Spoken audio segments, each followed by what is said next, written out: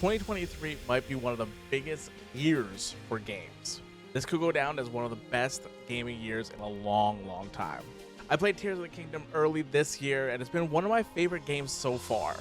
I got lost in that world and in that game. The building mechanics, the way the physics works, I loved it so much. I really didn't think there was a chance to overthrow Zelda at all. Like, there was nothing coming close. That was until a little game from Larian Studios called Baldur's Gate 3 came out.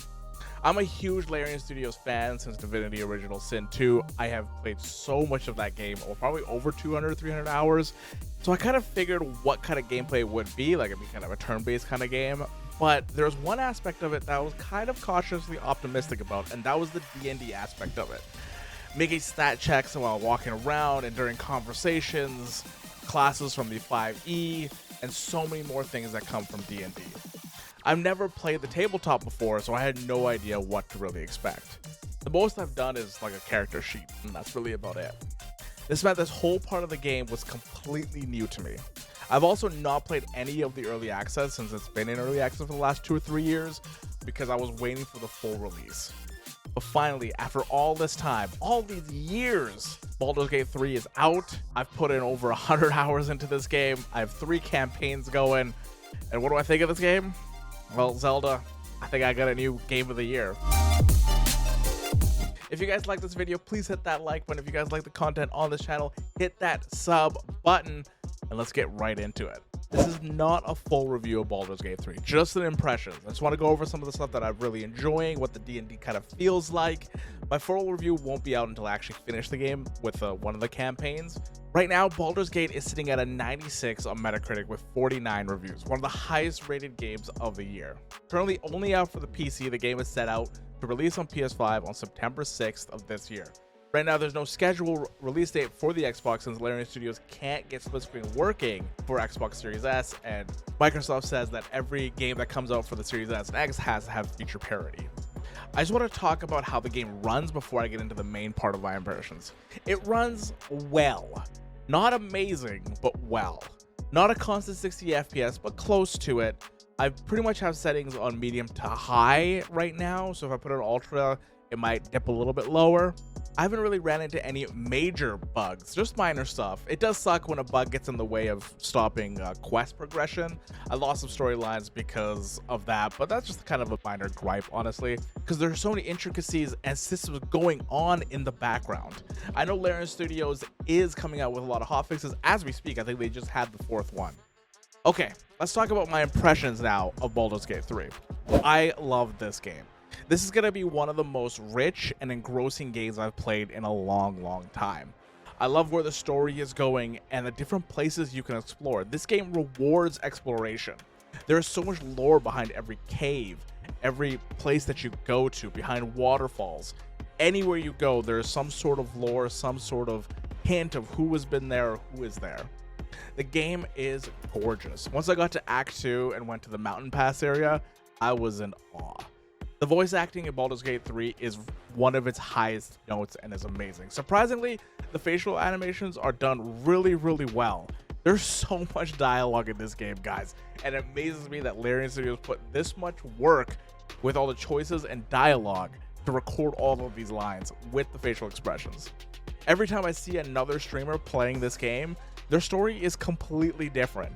They have different characters in their playthrough. It just gives players so much more agency than a lot of other games. Every time I go through a dialogue check in Baldur's Gate 3, I'm always excited to see how the character will react, failure or success. I've been playing my game with the let the chips fall as they may kind of technique, and I've really been on the edge of my seat for a lot of the dice rolls to see if characters died or lived and just see how people react inside the game. Now, let's talk about the combat. I know this is one of the sticking points and more points of contention when it comes to Baldur's Gate 3.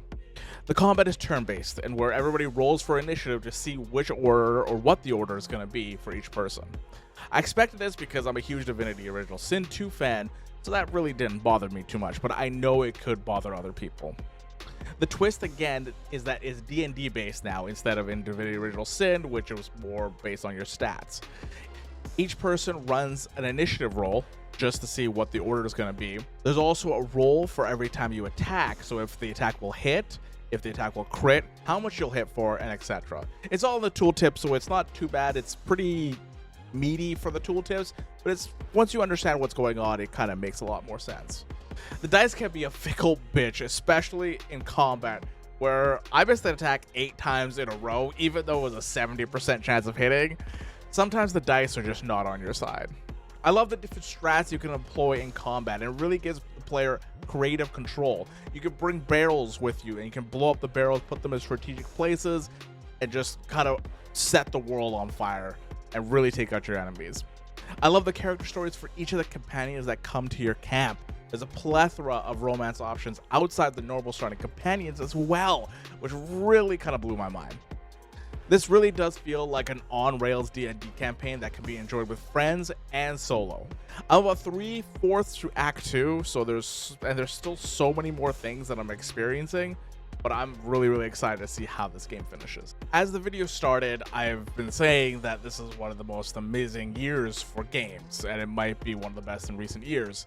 This year has not been great for PC ports or just broken games at launch or microtransaction filled kind of games.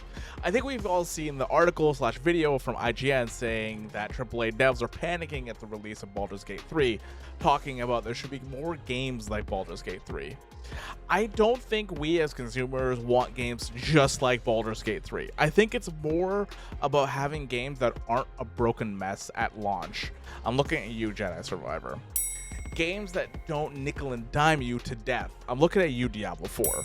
We want feature complete games. I feel like we forget feature complete, not games that'll be done in 6 months or a year down the road. This is what Baldur's Gate 3 is to me. It's a complete game. It's a full game without microtransactions. An amazing game at that. This is a game that I'm going to be playing for years to come with so many different kinds of people. And as they keep adding mods, they'll probably add a GM mod, which Divinity had, where people could take their stuff from tabletop and bring them into Baldur's Gate 3 and do combat and other tabletop stuff that could be a little bit more interactive. Right now, I am enjoying the heck out of this game. I am playing as a paladin, Broken Oath paladin, and I'm really enjoying it. And they keep fixing it. They keep putting their hotfixes out to fix all the bugs that people are running into. So right now I recommend this game. Obviously I'm not going to put a full review until I actually finish it, but right now I'm having so much fun, and I think it's already solidified as the game of the year for me.